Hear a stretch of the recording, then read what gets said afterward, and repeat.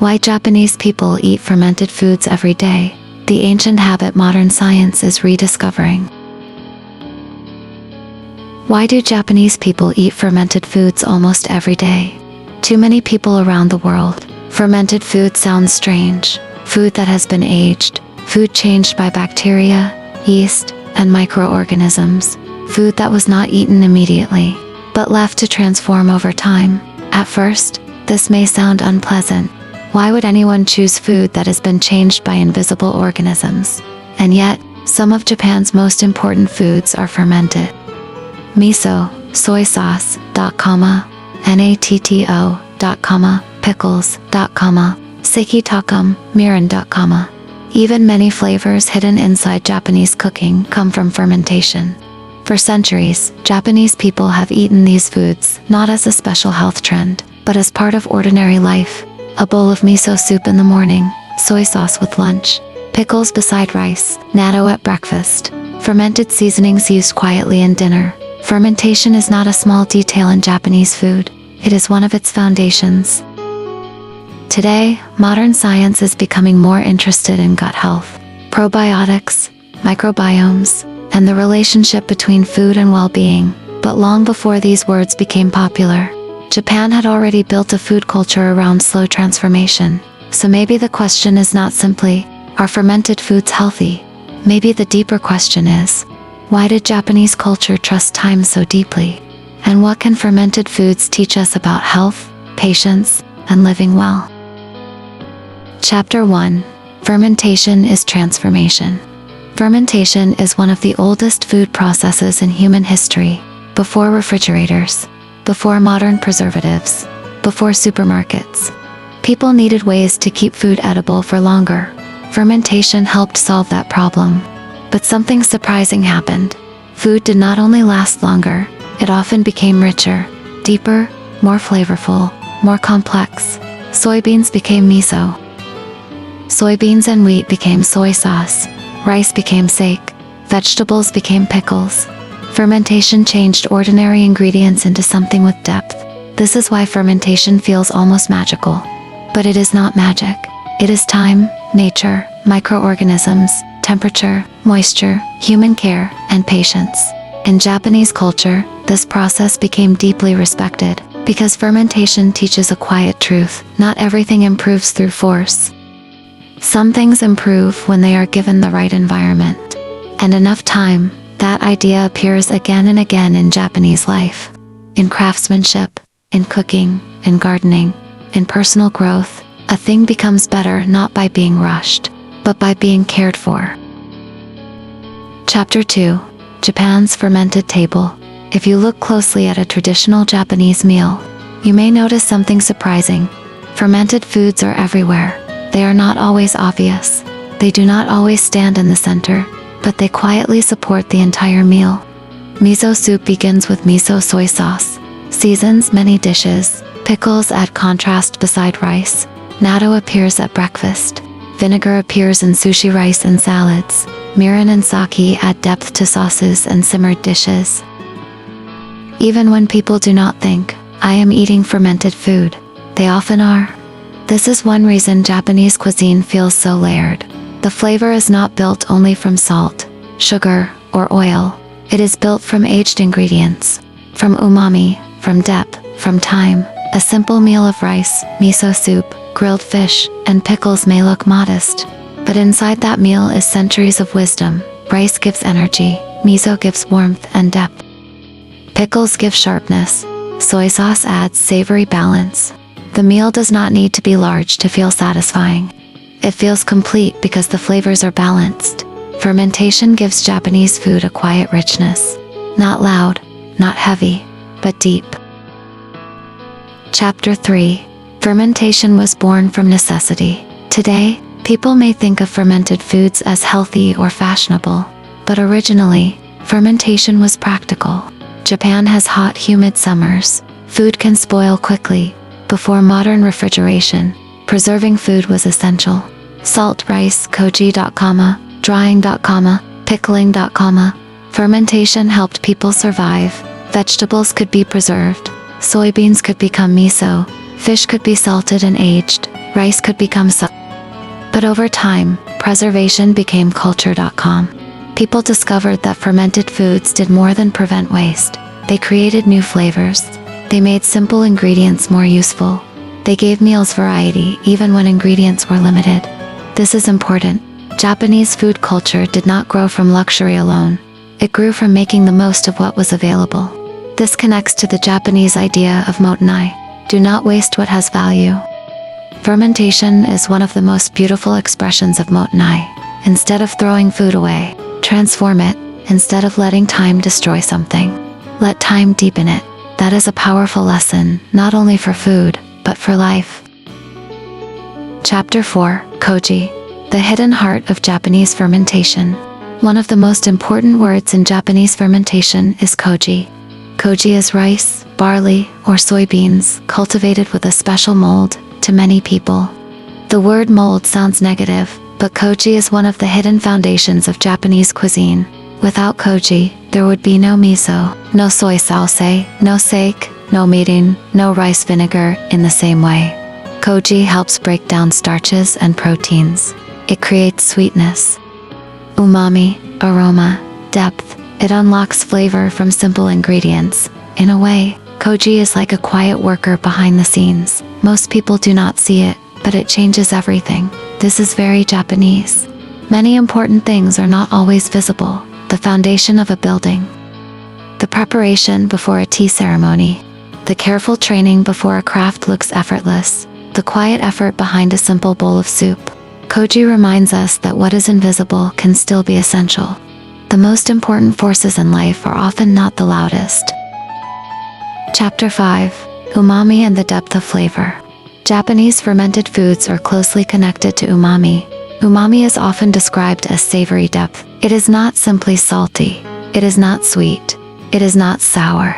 It is the flavor that makes food feel satisfying and full.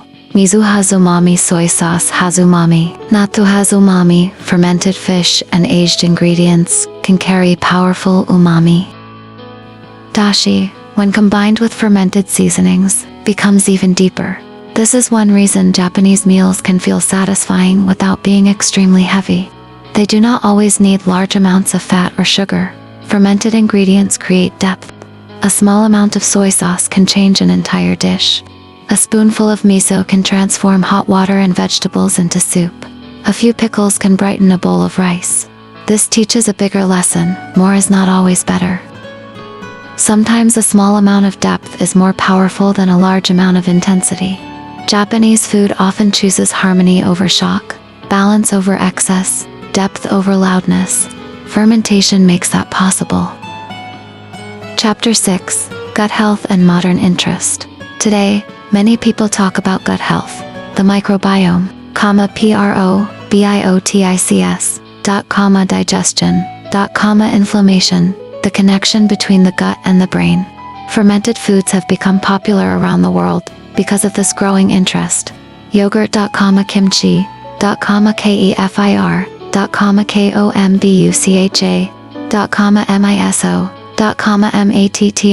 matto, pickles. But it is important to be careful. Fermented foods are not magic. They do not automatically cure disease. They do not replace medical care. And not every fermented food works the same way. Some are heated, some are salty, some contain live microorganisms, some mainly provide fermented compounds and flavor. So the honest answer is this: fermented foods can be part of a healthy diet. They may support digestive health depending on the food, preparation, and overall lifestyle. But their true power in Japanese culture is not only biological, it is habitual. They are eaten regularly, in small amounts, with balanced meals, alongside vegetables, rice, fish, soup, tea, and movement. This matters. Health is rarely created by one food. It is created by patterns. Fermented foods are one part of a larger rhythm, and that rhythm may be the real lesson. Chapter 7, The Connection Between the Gut and the Mind. Japanese culture has long placed meaning in the stomach and the belly, even in language. The belly appears again and again. Hara hachibu means eating until about 80% full. Hara means belly. To settle the belly can imply courage or resolve. In many cultures, we speak of gut feelings, instinct, intuition, a deep sense inside the body. Today, modern science is exploring the gut-brain connection.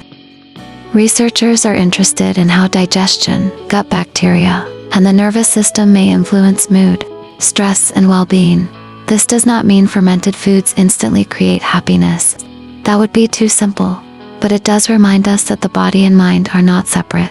What we eat, how we eat, when we eat, and whether we eat with calm or stress. All of these things may shape how we feel. Traditional Japanese meals often support calm. Warm soup, small dishes, fermented flavors, rice, tea, a slower rhythm. This kind of meal does not only feed the body, it can also create a moment of emotional reset in a rushed world that matters. Chapter 8. Natto, the food many people fear. No discussion of Japanese fermented foods is complete without natto. Natto is fermented soybeans. Sticky. Stringy. For many foreigners, it is one of the most challenging Japanese foods. Even some Japanese people do not love it. But natto is also one of the clearest examples of Japan's relationship with fermentation. It is not glamorous. It is not beautiful in an obvious way. It does not try to impress. But it has survived because many people see value in it, often eaten with rice, sometimes with green onions, mustard, or soy sauce. Natto is simple and practical. It is a breakfast food, an everyday food, a food that reminds us that not everything valuable needs to be immediately attractive.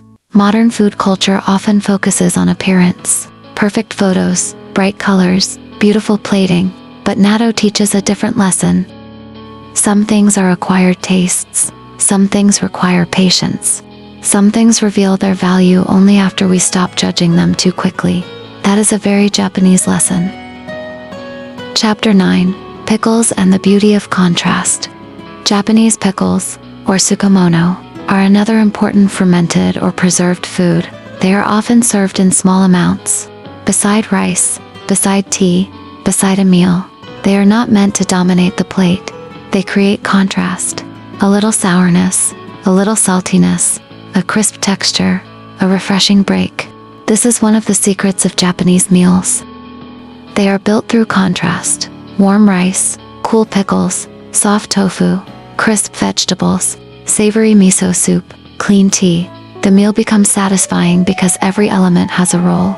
Pickles show that even a small side dish can change the whole experience. In life, too. Small things often create balance, a pause during a busy day, a short walk, a quiet meal, a simple thank you. Tiny things may seem unimportant, but without them, life becomes flat. Tsukemono reminds us that small contrasts make life richer. Chapter 10. Fermentation and Patience. Perhaps the most important lesson of fermentation is patience. You cannot force miso to become miso in 1 hour. You cannot rush soy sauce into depth overnight. You cannot create real aged flavor instantly. Fermentation requires waiting, but waiting is difficult in modern life.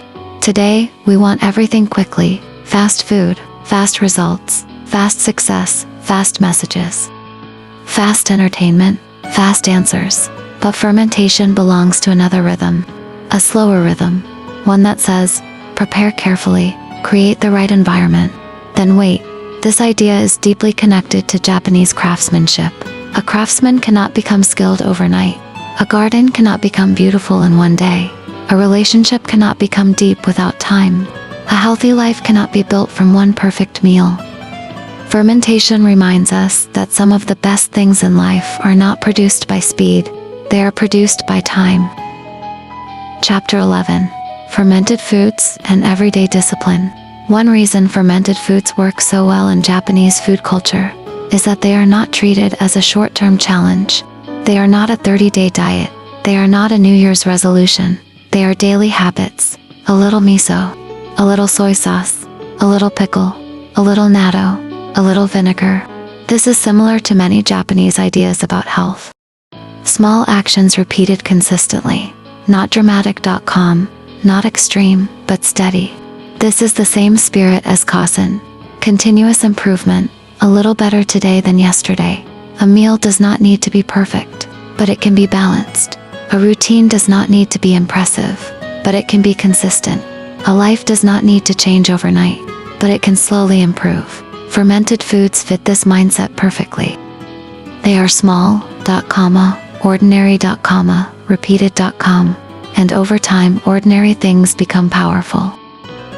Chapter 12. The difference between trend and tradition. In the modern world, fermented foods often become trends. One year, everyone talks about kombucha. Another year, gut health supplements. Another year, probiotic drinks. The trend changes, the language changes, the marketing changes, but Japan's relationship with fermented food is different. It is not mainly a trend, it is tradition. This does not mean Japan is perfect. Modern diets have changed there too. Convenience foods, fast food, and processed snacks exist everywhere, but traditional Japanese fermentation remains powerful because it is woven into everyday cooking. Soy sauce is not advertised as a miracle, it is simply used. Miso soup is not always described as a wellness product. It is simply served. Pickles are not always presented as gut health food. They are simply part of the meal. That may be the difference. Trends ask for attention. Traditions become identity. When a healthy habit becomes normal, it becomes easier to keep. Chapter 13. Fermentation connects people to nature. Fermentation also reminds people that humans are not separate from nature. We depend on invisible life. Microorganisms.com, seasons.com, moisture.com. In modern life, we often want control. We want exact results, exact schedules, exact outcomes, but fermentation is a cooperation. The human prepares, nature transforms. This relationship is important. It teaches humility. You cannot dominate the process completely. You must listen.